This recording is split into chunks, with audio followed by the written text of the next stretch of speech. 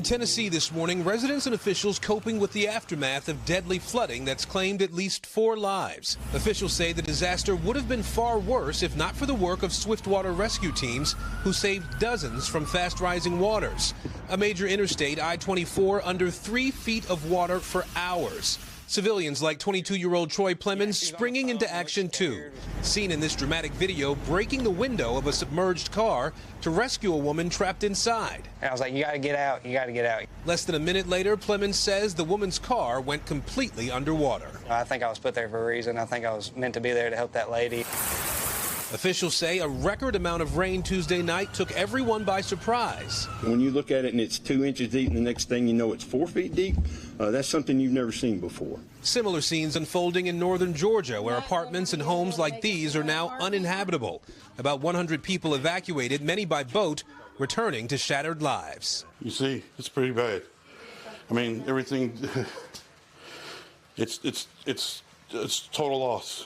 Meanwhile, the worst appears to be over in Alaska's capital city, Juneau, threatened by flooding from a massive nearby glacier. The Mendenhall has crested, and it is starting to go down. The Mendenhall River hit a record high Wednesday, but the town avoided catastrophe, thanks in part to new barriers designed to prevent the sort of damage that happened here last year.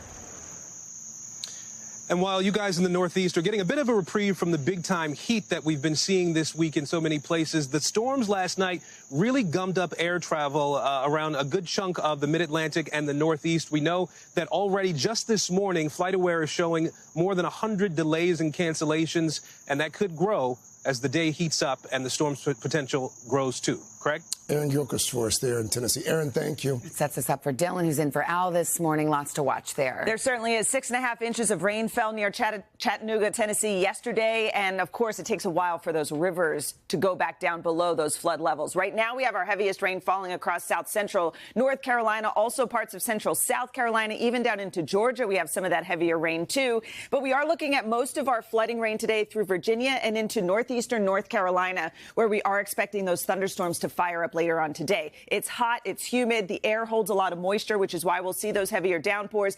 As for the heat, we have scattered heat advisories, some back through the northern plains, some down south, and also some into the southeast too, where it's going to feel like it's well over 100 degrees. The jet stream is well up north. That's why most of the country is seeing those above average temperatures today. Las Vegas, 107. Memphis, 93. It'll feel like 101. Jacksonville will feel like 109 today. Exceptional heat. St. Louis, 98 degrees is what it's going to feel like tomorrow. Omaha, Nebraska is going to feel like 106. Now, the water temperature out in the Atlantic right now is running around 85, 86 degrees. That's about 2 to 3 degrees above average. So Tropical Storm Erin, as it continues to move through the Atlantic, it is expected to become a hurricane tomorrow, possibly a major hurricane, a Category 3 storm by the time we go through this weekend. The good news, though, it looks like it is going to steer around Bermuda, and it's really just the rip currents that will be the biggest threat for the U.S. All right, Dylan, we'll come back to you and talk about those rip currents specifically in just a few moments. Hey, thanks for watching. And don't forget, you can catch the Today Show every morning on NBC or take Today when you're on the go. Just follow the Today podcast on Apple Podcasts, Spotify, or wherever you listen.